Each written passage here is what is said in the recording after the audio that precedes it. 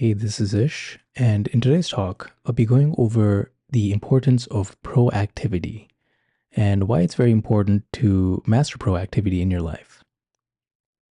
So, one thing I find really interesting is that in both personal growth and contemplative meditation traditions, there is an overall pattern where you go from being very reactive, both in your mind and your habits, and also to the external world and how you respond to the world, to then being more proactive and being centered from within.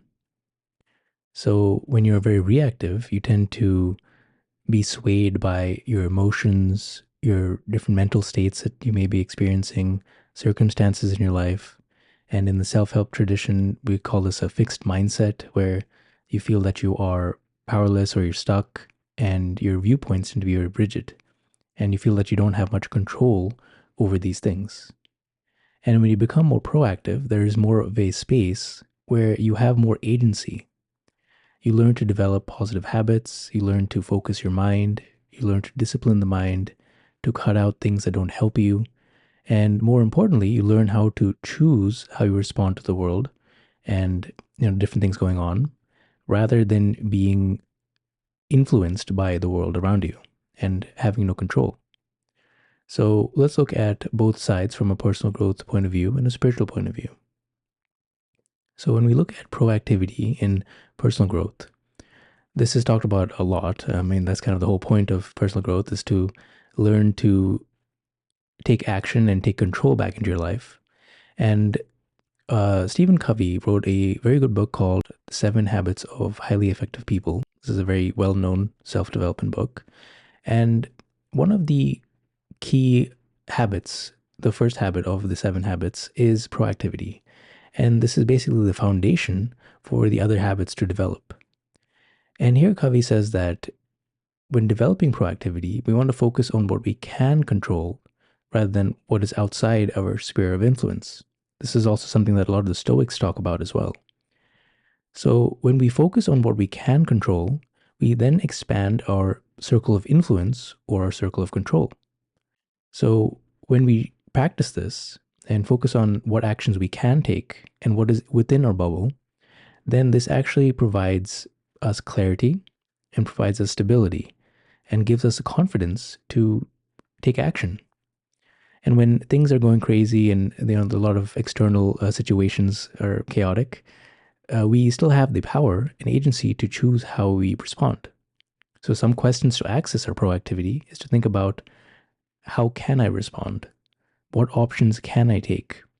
What can I do, however small? What action can I take in this moment? So when we gain clarity on what actions we can take, this increases our level of empowerment. And then when we take action on those little steps that we can take, this is how we develop confidence. Now, confidence is built and based on action taking. And action taking and confidence is actually an antidote to anxiety. So because the future is uncertain, we can feel paralyzed. But if we take action anyways, this actually dispels this anxiety that we can feel, because we focus on what we can control, like I mentioned earlier, and we move forward despite the feelings of anxiety.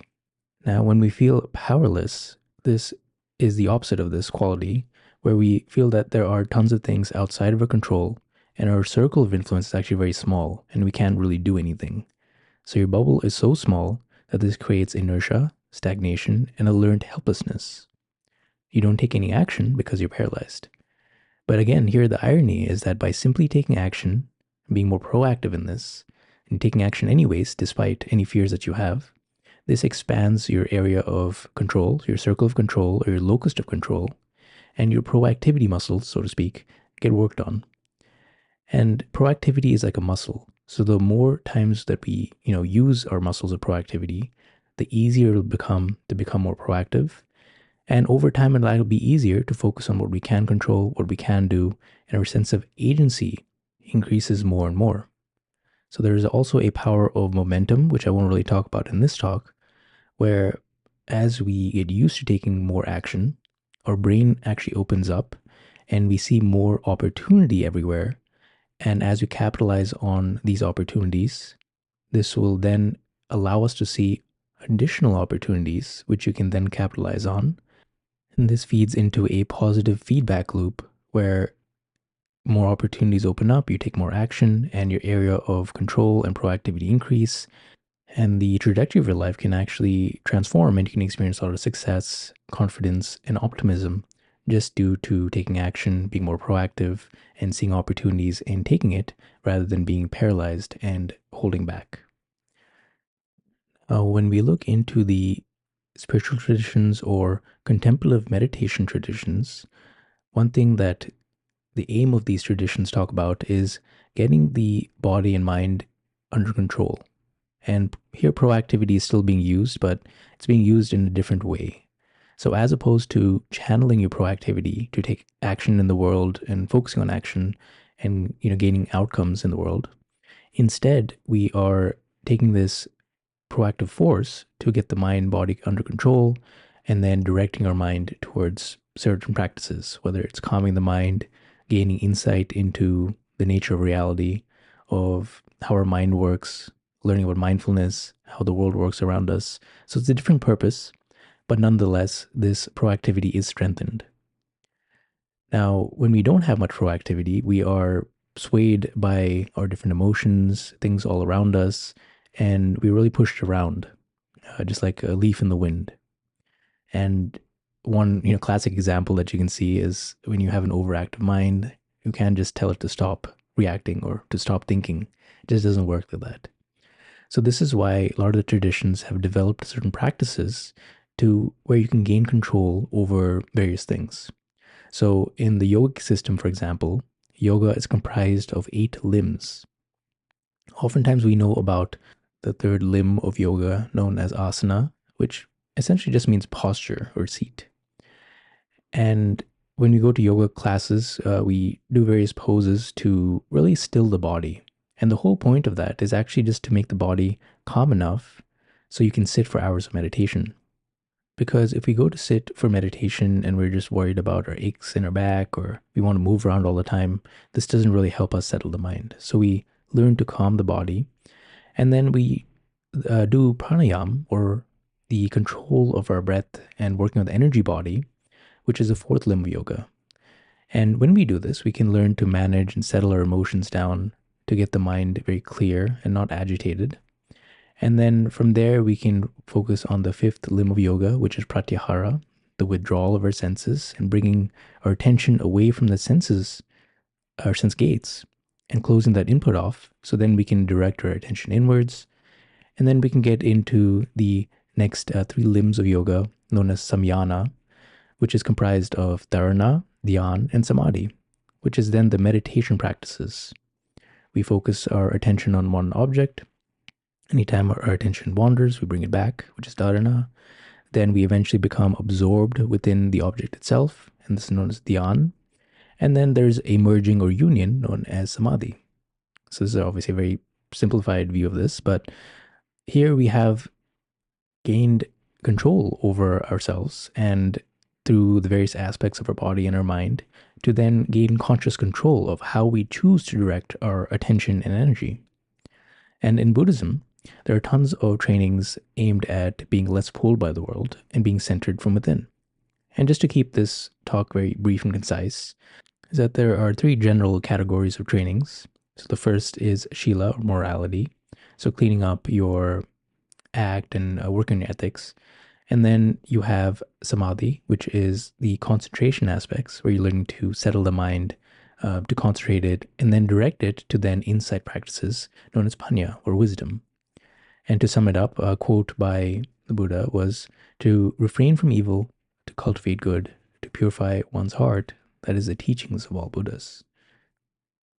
And when we take conscious control and choice of how we choose to behave, how we concentrate our mind, where our attention goes, how to direct our attention, we create this positive feedback loop in our life. Very similar to the personal growth aspect where we're learning to control our attention and, get rid of distractions to focus the mind. This is very similar concepts of training your attention. And the factors of mindfulness and discernment, which are the first 2 factors of awakening, according to Buddhism, are really key here because as our mindfulness increases, we become more aware of how we are showing up in the world and where our attention goes. And as we learn to develop discernment, we can clearly see the fruits of our actions, what is good for us, what is not good for us. And here we take back control from a mind that may be restless, that is operating off past conditioning or unconscious habits. And we actually shed the light of awareness on these things. And we learn to discipline the mind. We learn to concentrate our attention to focus on things that will give us more positive and virtuous qualities in our lives.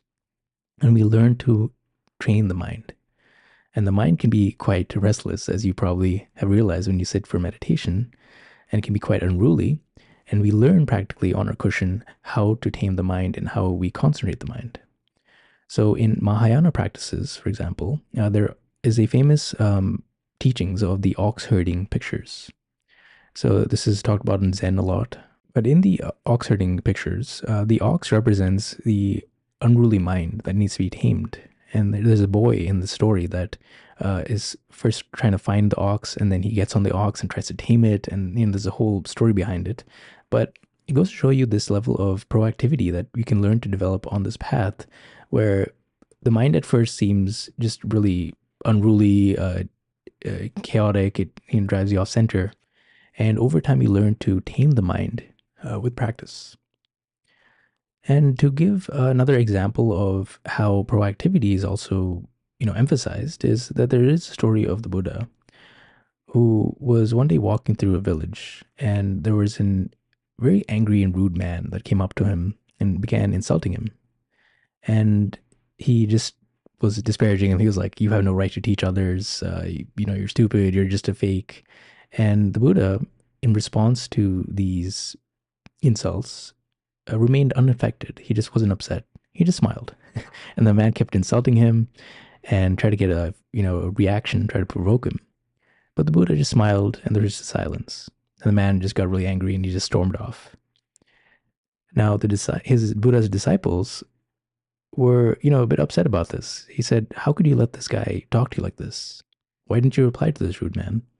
And the Buddha had just said, "If someone offers you a gift and you refuse to accept it, to whom does this gift belong to?" And the disciple said, "Well, of course, it belongs to the person who bought the gift itself." And the Buddha smiled and just said, "Yep, that's correct." And what I really like about this story and what it really shows is the very high levels of proactivity and discernment that the Buddha had. And it also shows you that the level of equanimity you can learn to develop on your meditation cushion as you continue to practice. Because here the Buddha was so centered within and so mindful that he wasn't affected by the emotions of other people and other people insulting him, because he knew he had a choice in the matter and he can choose how he responds in the world. And there's a very high level of proactivity there, because rather than being reactive, he was proactive. And this is something you can do as well as you learn to develop proactivity in your life. Now, I'll leave you with just a little personal story here. The story actually happened pretty recently, so it inspired me to make this talk. But I had stopped teaching public yoga classes just for the last year or two. But somehow I found a great teaching moment. So I started a new job as a manager in a customer service environment. And obviously, if you know anything about customer service, there's tons of angry customers that'll come in that, yeah, they yell at you and they're upset about something. And one thing I had noticed is that a lot of my coworkers would get really heated when a customer would get angry, with them. They would get into back and forths with them, and they would get very reactive. And one of them actually asked me, "How come you're so calm? When the customer is mad at you, you just smile and you're like, okay, whatever, and you don't seem to get flustered." And they would say, like, I would personally flip out if that happened to me. And I responded. I remember saying, I don't take it personally because it's on them, and that it's their emotional state or whatever going through. That's their thought patterns, or maybe they're going through something in life. So I have no control over how that person reacts. I have control over myself and how I choose to respond, and whether I let it affect me.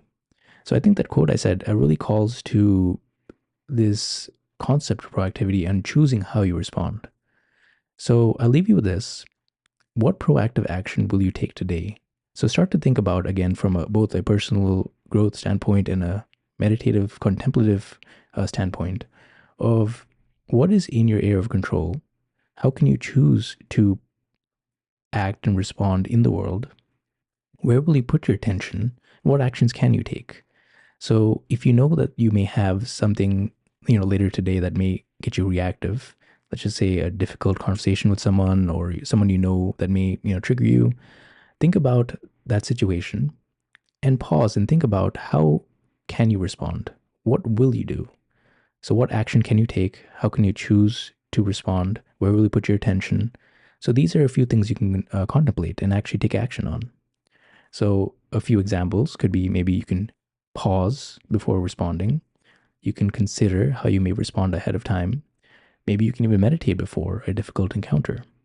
So just by contemplating these things, you've learned to now take your attention, which may have been given automatically to other people and your emotions, and you may have become very reactive, to then taking control back and becoming more proactive. And this proactivity is a power that you learn to develop and grows over time the more you practice it. So, hope this helped. And let me know in the comments one proactive action you will take today. Thank you.